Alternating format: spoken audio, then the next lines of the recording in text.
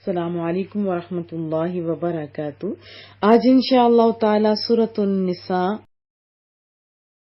اعوذ باللہ من الشیطان الرجیم، بسم اللہ الرحمن الرحیم۔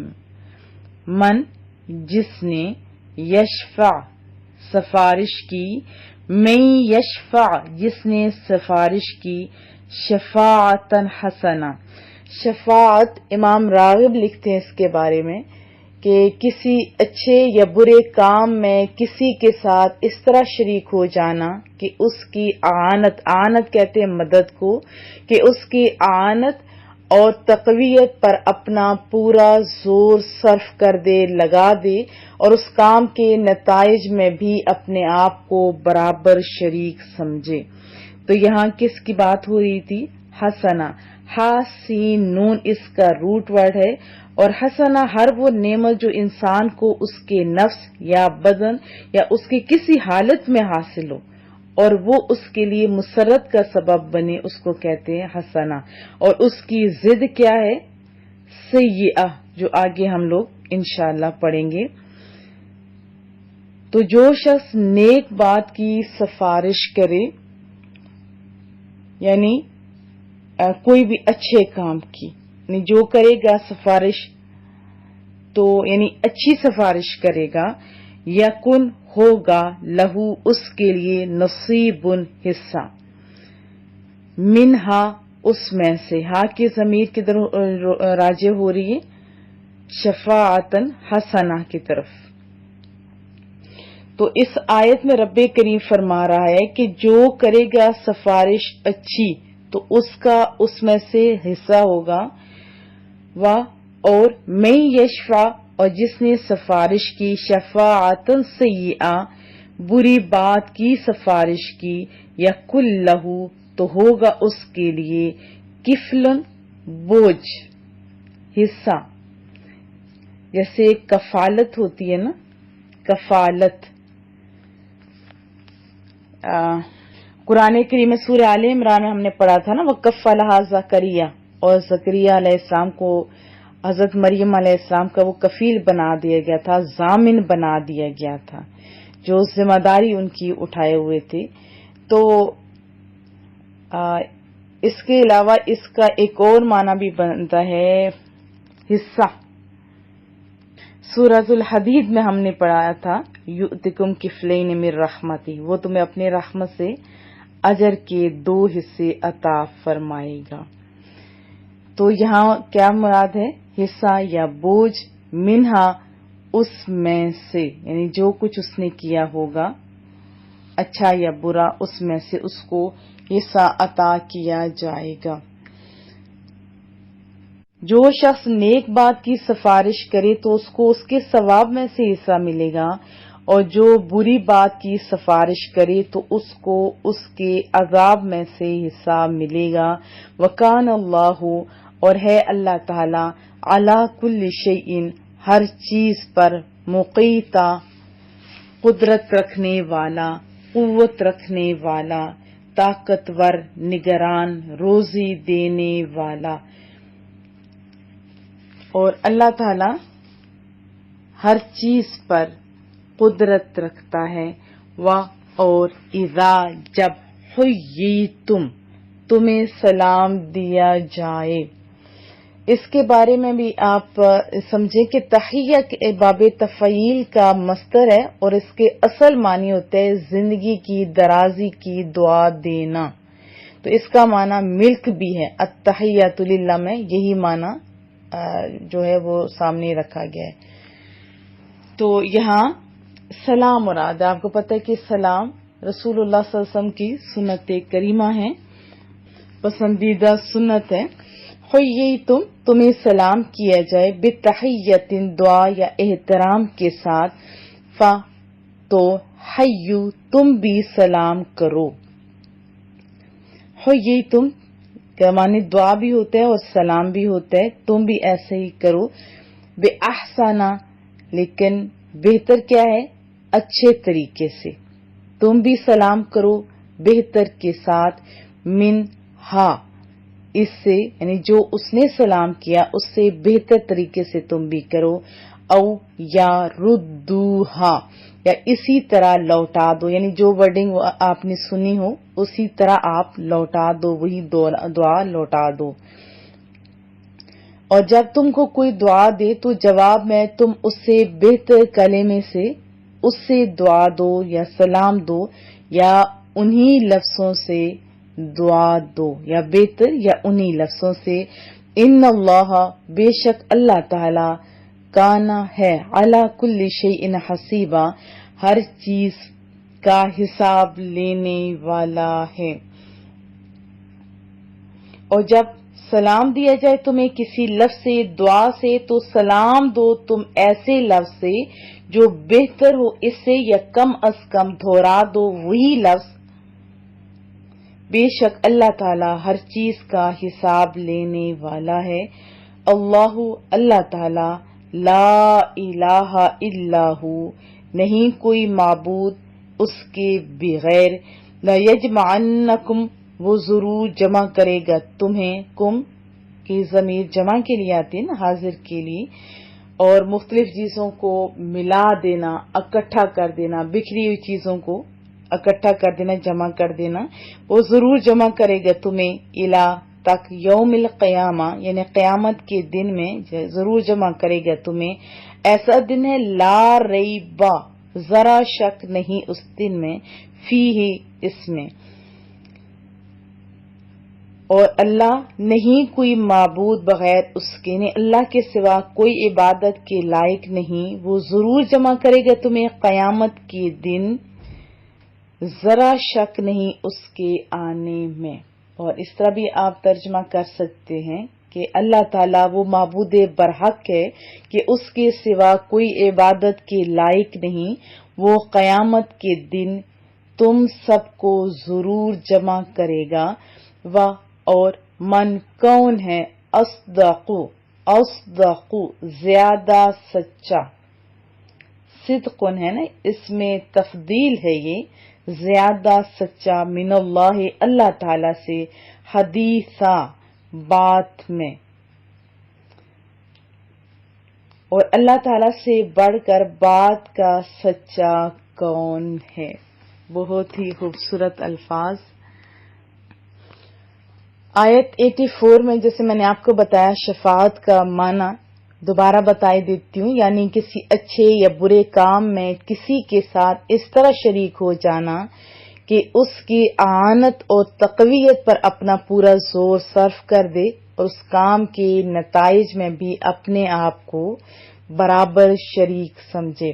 تو اس جو میں نے آپ کو وضاحت بتائی اس کو سامنے رکھیں تو مفہوم کیا نکلتا ہے کہ جو شخص حق اور صداقت کے علمبردار کے ساتھ اپنی قسمت وابستہ کر دیتا ہے، اپنے تعلق مضبوط کر دیتا ہے اور اپنا تن من دھن اس مقصد کو کامیاب کرنے کے لیے وقف کر دیتا ہے، تو وہ ضرور اپنے قائد کی طرح اجر عظیم کا مستحق ہوگا۔ سمجھ آئی؟ تو اس لیے آپ اپنا تعلق کس کے ساتھ مضبوط کریں؟ جس کا کام اچھا ہو، تو پھر اجر عظیم کے مستحق ہوں گے۔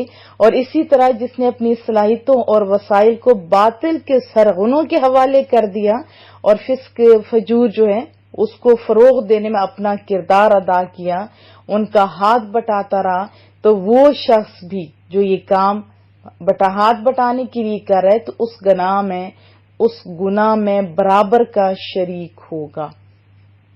یعنی کسی مشکل میں کسی بھائی کی اگر امداد کرتا ہے، اس کے حقوق کی بازیابی کے صحیح کرتا ہے، اس کو نفع پہنچانا کسی بھی طرح کا ہو سکتا ہے، مثلا کسی کو جاب دلوا دی، لیکن ایسی جاب کہ کسی اور کا حق نہ مارا گیا ہو، جاب دلوا دی حالانکہ کوئی اور حقدار تھا، تو یہ بات درست نہیں ہے۔ ہاں، اگر جاب کی ضرورت تھی کسی کو، انصاف کے ساتھ کسی کا حق نہیں مارا گیا، دلوا دی، تو یہ ایک اچھی بات ہوگی۔ اور اسی طرح کسی کو ظالم شخص سے بچا لیا گیا، کسی کی حق تلفی ہو رہی ہو تو اس کو بچا لیا گیا، تو یہ سارے اچھے کام ہیں اور یہ اچھی سفارشیں ہیں۔ لیکن اس کے اپوزٹ آپ سوچیں، جیسے کوئی سنما وغیرہ کا لائسنس دلوانے کے لیے یا کوئی بھی کام کے لیے یا کسی کے حق تلفی کے لیے دوسرے اپوزٹ پارٹی کے ساتھ، یعنی جو حق تلف کری اس کا ساتھ دیتا ہے اور تن من دھن لگا دیتا ہے تو اس کو بھی اتنا ہی گناہ ملے گا. تو آپ ذرا سوچیں آپ کس کے ساتھ کھڑا ہونا پسند کریں گے؟ یقیناً ایسے شخص کے ساتھ جس کا موٹو اچھا ہو. تو اب آپ اپنے اچھے انسان کے ساتھ لگ جائیں گے تو اس کے ریلیٹڈ بہت ساری احادیث طیبہ بھی ہے. مفہوم کیا ہے ہوگا کہ اس کو یعنی جو اچھا کام کر رہا ہے آپ اس کا ساتھ دے رہے ہیں یا اس کام کو جاری رکھے ہوئے ہیں تو آپ کو بھی اتنا ہی حصہ ملے گا. وہ مالک ہے نا، وہ دینے پہ قادر ہے.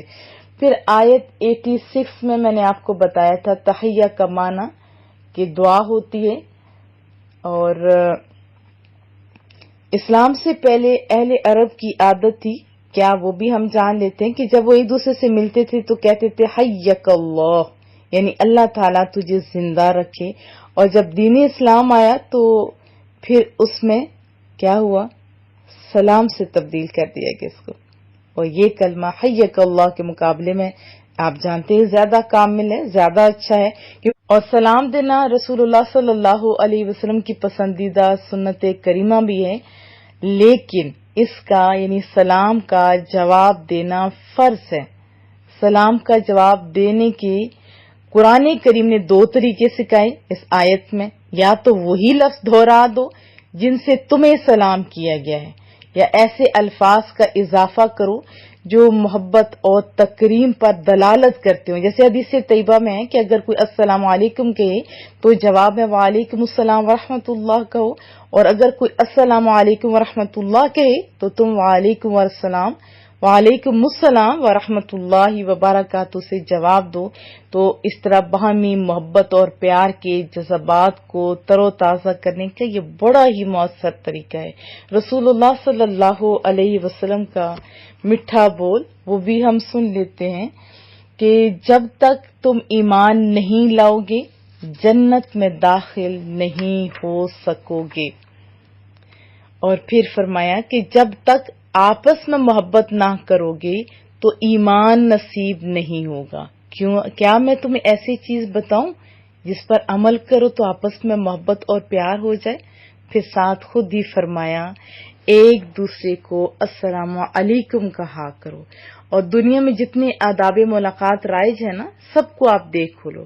ملاقات کا وہ طریقہ جو آپ کو قرآن کریم سکھا رہا ہے اس کا جواب نظر نہیں آتا. حضرت ابن عباس فرماتے ہیں کہ اگر کوئی غیر مسلم سلام دے تو جیسے وہ لفظ بولے تو ایسے ہی دہرا دیا جائے تو اچھا ہوتا ہے. بہرحال کن کن جگہوں پہ دینا چاہیے کن کن جگہوں پہ نہیں دینا چاہیے وہ بھی سیکھ لیتے ہیں کہ سلام کرنا ایک تو سنت ہے، جواب دینا فرض ہے. اور جواب میں افضل کیا ہے کہ سلام کرنے والے کی سلام کو کچھ بڑھا کے جیسے میں نے آپ کو بتایا وہ کیا جائے.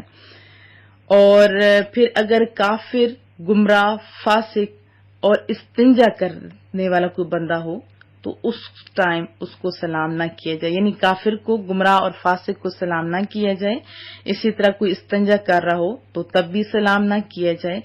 پھر جو شخص اچھے کام کر رہا ہو جیسے خطبہ دے رہا ہو، تلاوت قرآن کریم کر رہا ہو، حدیث طیبہ پڑھا رہا ہو، پڑھ رہا ہو، اور مذاکرہ علم میں کسی طرح بھی مشغول ہو، اذان دے رہا ہو یا تکبیر میں مشغول ہو تو ان حالات میں بھی سلام نہ کیا جائے. اور اگر کوئی سلام کر دے تو ان صورتوں میں سننے والے کو یا جس کو سلام کیا گیا ہے جواب دینا لازم نہیں ہوتا. اور اس کے علاوہ بھی علماء کرام نے لکھا کہ جو شخص شطرنج کھیل رہا ہو، تاش اور کوئی بھی ناجائز کھیل کھیل رہا ہو یا گانے بجانے میں مشغول ہو یا پاخانے میں یا غسل خانے میں یا برہنہ ہو تو اس کو بھی سلام نہ کیا جائے. یہ بھی ایک پوائنٹ لکھا گیا ہے. پھر آدمی اسپیشلی جب گھر میں داخل ہوتا ہے اس کو چاہیے کہ وہ سلام کرے.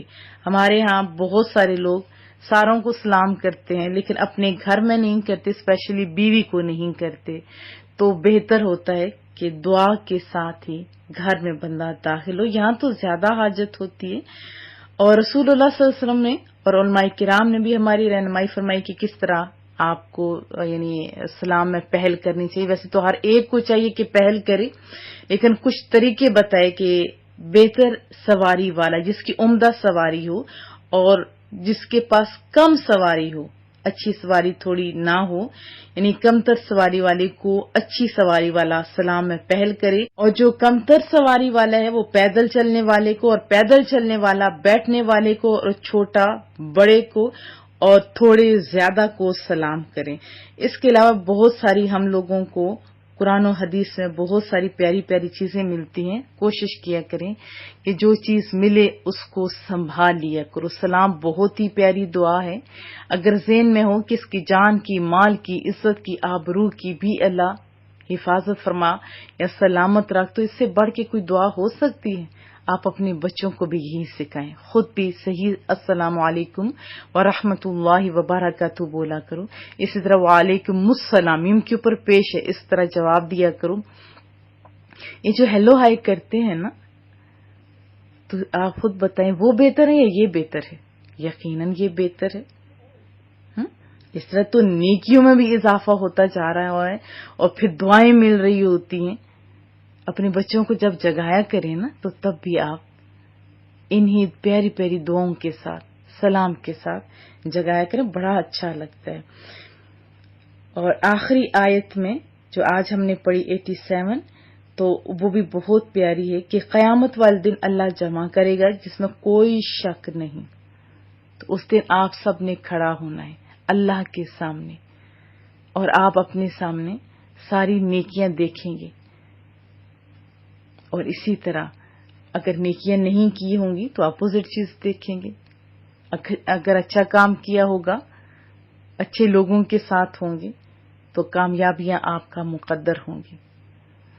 آپ اپنے گھر والوں کو بھی اللہ کے سامنے قیامت کے دن کھڑے ہونے کے لیے تیار کیجیے.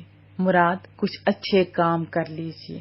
اچھے کام کریں گے، کامیابیاں آپ کا مقدر بن جائیں گی. یہ کون فرما رہا ہے؟ رب کریم. کہ قیامت ایسی جس پہ کوئی شبہ نہیں، یعنی اس کے آنے میں کوئی شبہ نہیں ہے. تو ہمارا یقین بھی ہے، اور عمل کیسے، یہ لمحہ فکری ہے. دعاؤں کی درخواست رہے گی. السلام علیکم ورحمۃ اللہ وبرکاتہ.